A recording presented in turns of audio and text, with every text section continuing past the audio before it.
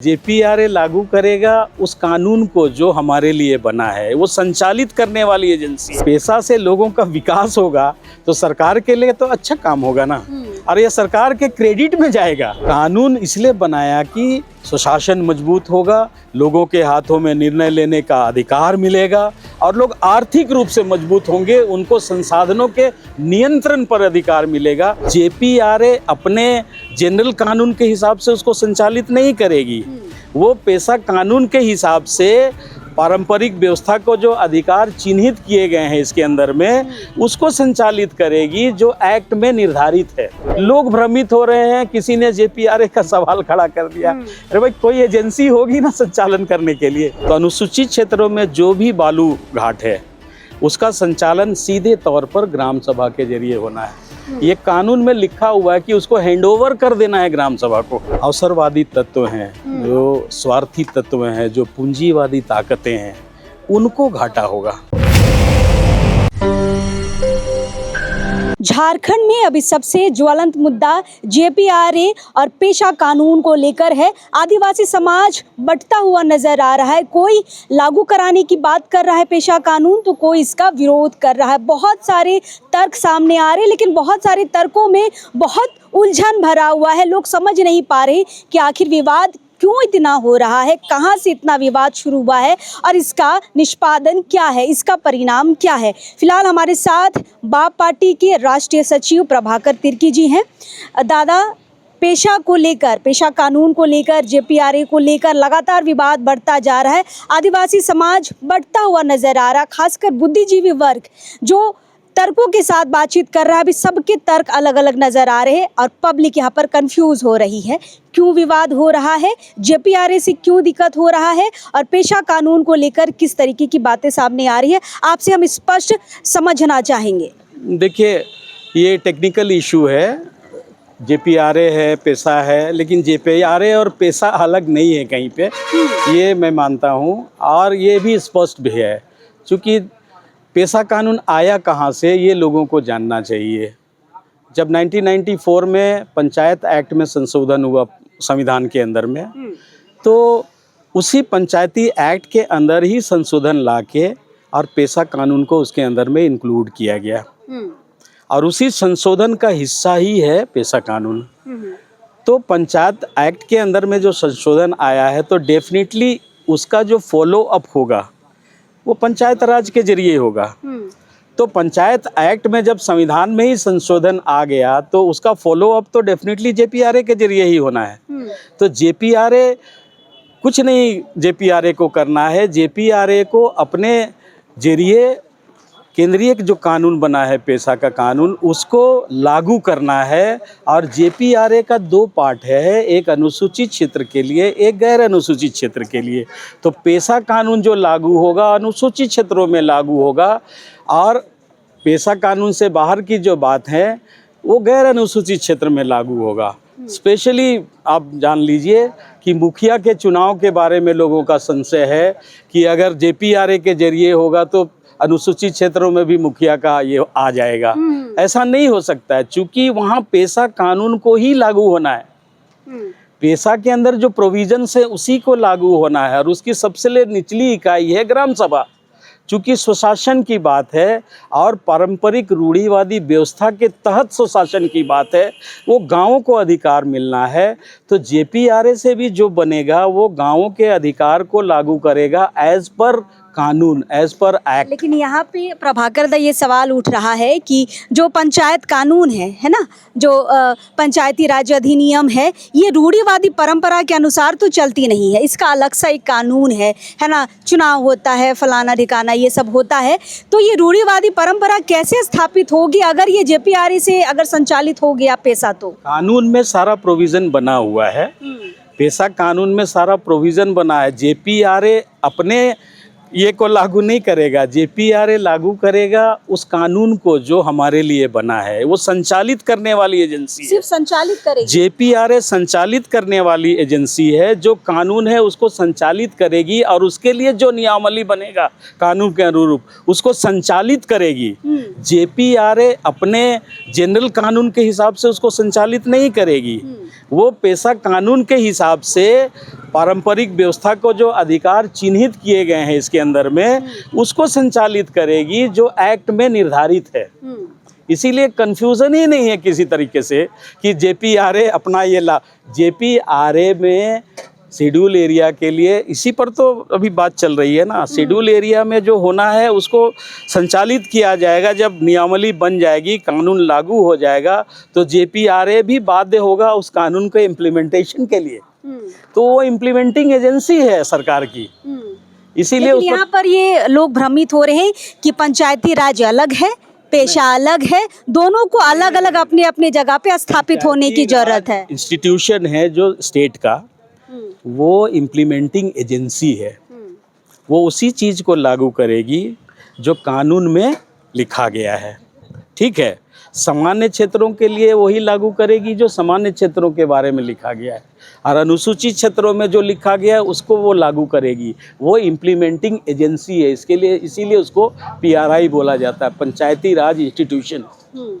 वो लागू करने की एजेंसी है। वो अपना ऊपर से कोई चीज़ लागू नहीं करेगी, जो कानून होगा उसको लागू करेगी। उसी की व्यवस्था तैयार हो रही है पेशा में। आप पेशा को डिटेल में देखिएगा ना, आपका ग्राम सभा का गठन कैसे होना है उसको पीआरआई लागू करेगी। ग्राम सभा में क्या होना है उसको पीआरआई लागू करेगी। पीआरआई थोड़ी जाएगी कि हमको मुखिया चुनाव करना है, उसमें मुखिया चुनाव का प्रोविज़न ही नहीं है। तो पीआरआई अनुसूचित क्षेत्रों में मुखिया चुनाव करा ही नहीं सकता है, कैसे कराएगा? तो ये कंफ्यूजन है लोगों में। अच्छा दादा, एक बात बताइए कि पूरे झारखंड में जितने भी बालू घाट हैं, है ना, अभी सरकार खुद के नियंत्रण में रखी है। अगर पेशा आती है, पेशा कानून लगता है, तो ये बालू घाट किसके नियंत्रण में रहेगी? अनुसूचित क्षेत्रों में जितने भी नदी नाले हैं, बालू घाट, ठीक है ना, जैसे हम बोले ना माइनर मिनरल्स, उसमें गिट्टी कंकड़ पत्थर सब आते हैं, नदी का बालू सब आता है। तो अनुसूचित क्षेत्रों में जो भी बालू घाट है उसका संचालन सीधे तौर पर ग्राम सभा के जरिए होना है। ये कानून में लिखा हुआ है कि उसको हैंडओवर कर देना है ग्राम सभा को, और ग्राम सभा उसका संचालन करेगी। किसको देना है, किसके द्वारा बालू का उठाव कराना है, हो सकता है ग्राम सभा कोऑपरेटिव डेवलप कर दे गांव वालों का, गांव वाले लोग उसका संचालित करेंगे। ये सिस्टम ग्राम सभा तैयार करेगी, मतलब उस पूरे चीज़ों का संचालन ग्राम सभा करेगी। और जो बाकी क्षेत्र के बालू घाट हैं उसका सरकार पीआरआई के दूसरा जो कानून है उसके हिसाब से करे सरकार, कोई दिक्कत तो बेनिफिट हो जाएगा ग्राम सभा के लिए अगर बालू घाट आ गए। हाँ, बालू घाट आ गए तो हाँ, ये कानून में लिखा हुआ आ गए तो आना ही आना है उसको, और उसका कोष भी ग्राम सभा में जाना है।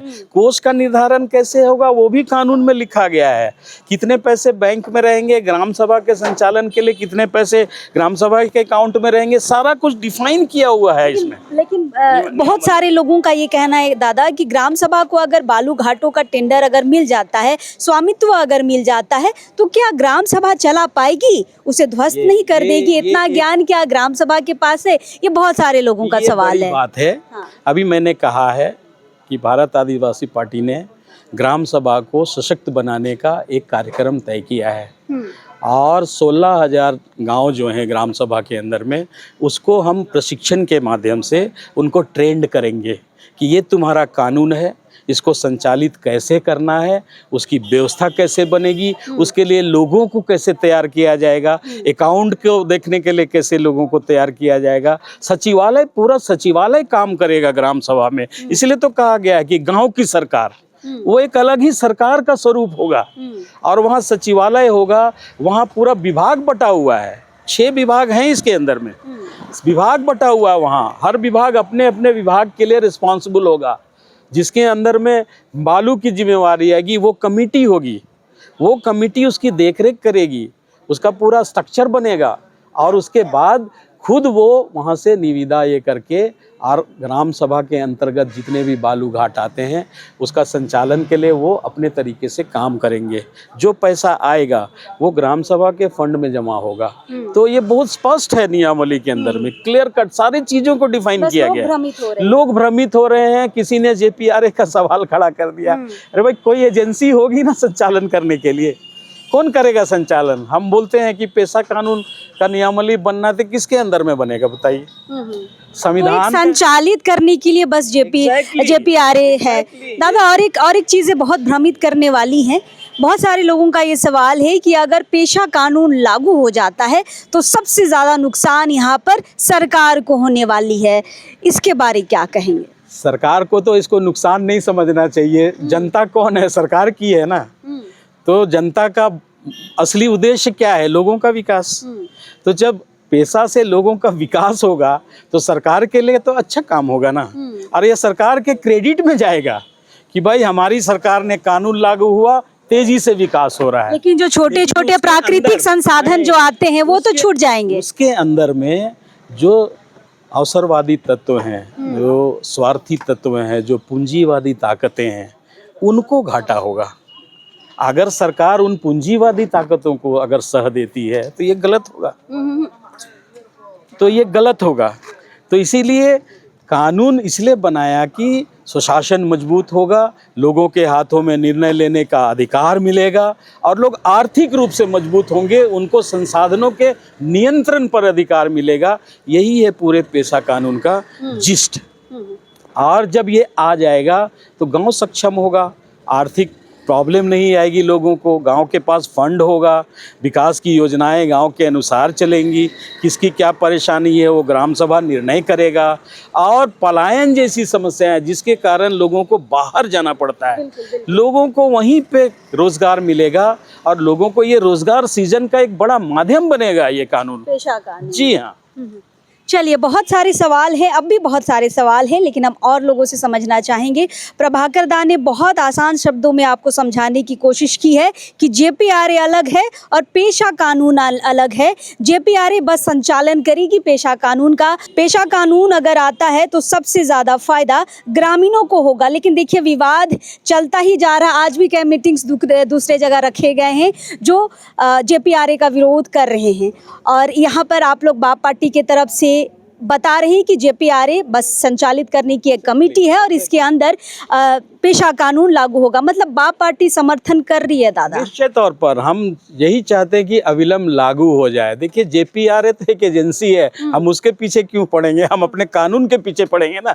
मतलब कानून हमारा जमीन पे काम कर रहा है कि नहीं। अगर सरकार जेपीआरए को हटा के सरकार डायरेक्ट अगर देखना चाहती है, सरकार कोई एजेंसी बहाल कर दे, हम तो कानून को देखेंगे ना कि हमारा कानून धरातल पे उतर रहा है कि नहीं, किसके जरिए उतर रहा है, इससे हमको क्या मतलब है। बिल्कुल बिल्कुल। देखिए, पॉइंट को पकड़िए, और वो पॉइंट यहाँ पर हम पकड़ सकते हैं कि आप पेशा कानून लागू हो, इस पर आप ध्यान लगाइए। वो किससे संचालित होती है? जेपीआरए से संचालित होती है या झारखंड सरकार डायरेक्ट इसमें इन्वॉल्व होती है, ये उसकी परेशानी है। लेकिन पेशा कानून भाई 2 दशक से भी ज़्यादा समय हो गया है, अब लागू हो जाना चाहिए। और सबसे बड़ा उदाहरण मैंने दिया था बालू घाट का। अगर पेशा कानून लागू होता है तो स्वतः बालू घाट जो है ग्राम सभा के अंदर आ जाएगा और बहुत सारे पलायन के जो मसले हैं वो शायद बंद होते हमें नज़र आ सकते हैं। फिलहाल प्रभाकर दा, बहुत बहुत शुक्रिया। बहुत आसान शब्दों में आपने समझाने की कोशिश की है और हम और लोगों से उनकी जो राय है वो भी समझने की कोशिश करेंगे। बहुत बहुत शुक्रिया दादा। थैंक यू, धन्यवाद।